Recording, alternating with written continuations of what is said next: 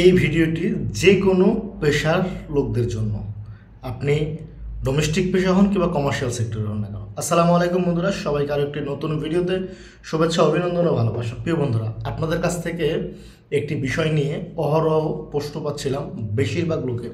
সেটি হচ্ছে যে আমাদের কফিল কিংবা কোম্পানি আমাদেরকে কোন কোন কারণে তারা চাইলে আমাদেরকে ফাইনাল এক্সিট মারতে পারবে না।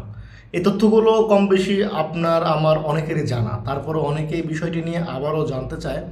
তো জানতে চাওয়ার কারণে মূলত পক্ষে আবার আপনাদেরকে এই বিষয়টি নিয়ে তথ্য দিতে আসা।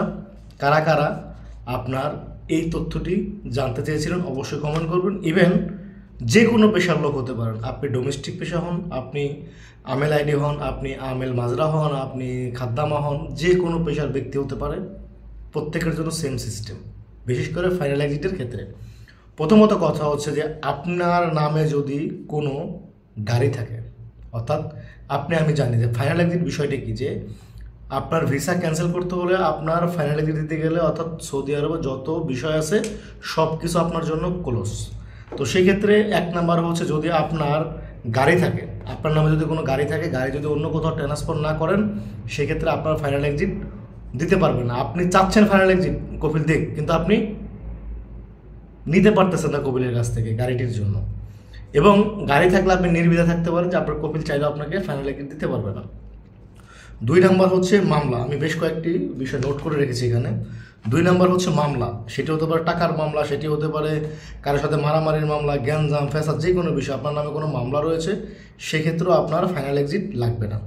তিন নাম্বার যেটি রয়েছে, যে আপনার কোনো ভিজিট ভিসাধারী সৌদি আরবে রয়েছে, সেটি হতে পারে আপনি পরিবার এনেছেন ভিজিট জিয়ারা ভিসায়, তারা এখনও সৌদি আরব ত্যাগ করেনি, সেক্ষেত্রে একজন ব্যক্তিও যদি সৌদি আরবে থাকে, সেক্ষেত্রেও আপনার ফাইনাল এক্সিটটি লাগবে না।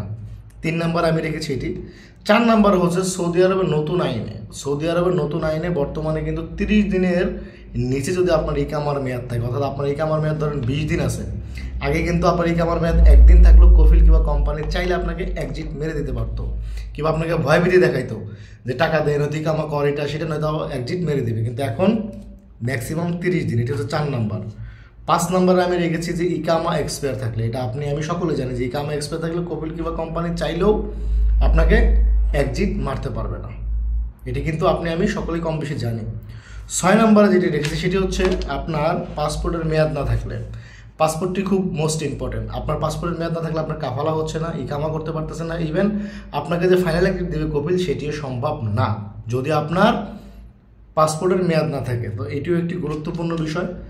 তবে অবশ্যই পাসপোর্টের মেয়াদটি সবসময় রেনিউ করে রাখাটা ভালো, কারণ এমন সময় আপনার দরকার হবে তখন আপনি পারতেছেন না করতে।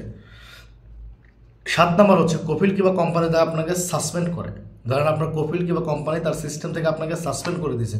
আমাদের অনেক প্রবাসী ভাইরা রয়েছেন যারা দেখি যে তাদের কফিল কিংবা কোম্পানি মুআসাসা বন্ধ করে দিয়েছে, সাসপেন্ড করে দিয়েছে।